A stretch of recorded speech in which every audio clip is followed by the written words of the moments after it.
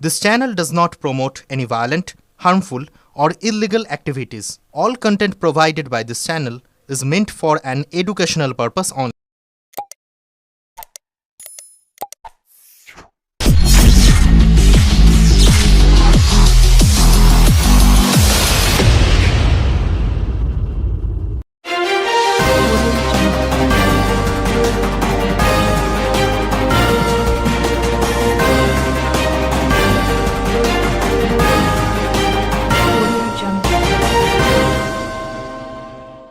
সবজি বাজারে তোলাবাজি, তৃণমূল নেতাকে মারধর করে পুলিশে দিল স্থানীয়রা।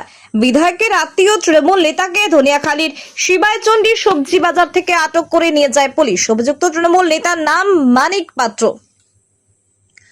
পুলিশ ও স্থানীয় সূত্রে জানা গেছে, ধনিয়াখালীর বিধায়ক অসীমা পাত্রর আত্মীয় মানিক পাত্র দীর্ঘদিন ধরে শিবাইচন্ডী বাজার এলাকায় ফসল বিক্রি করতে আসা কৃষক ও ব্যবসায়ীদের থেকে জোর করে টাকা আদায় করতেন।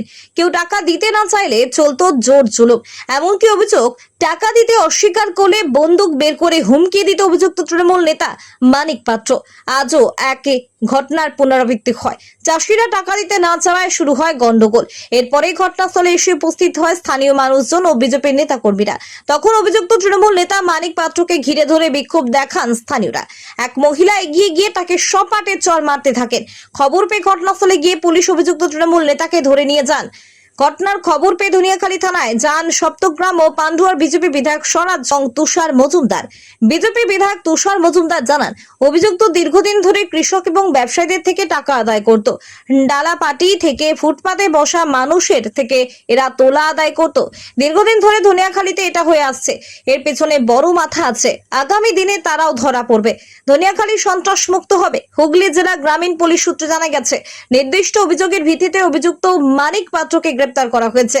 তার বিরুদ্ধে জোর করে টাকা আদায়, এমনকি ব্যুরো রিপোর্ট, আমার কলকাতা নিউজ।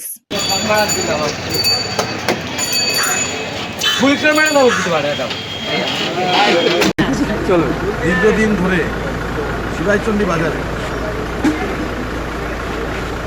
ধনিয়াখালীর যিনি বিধায়িকা আর ভগ্নিপতি,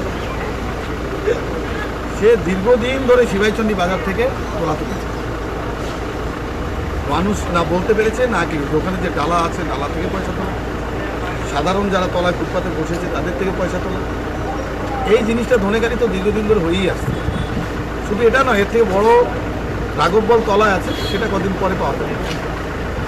ক্রমশ সত্য প্রকাশিত এটা হবে। তো যে জায়গায় দাঁড়িয়ে ধনিয়াখালীর যে সন্ত্রাস, সেই সন্ত্রাস মুক্ত হবে। তো সেই জন্যই সবে একটা ছিচকে ধরা পড়েছে, এরপরে বড় ধরা পড়বে।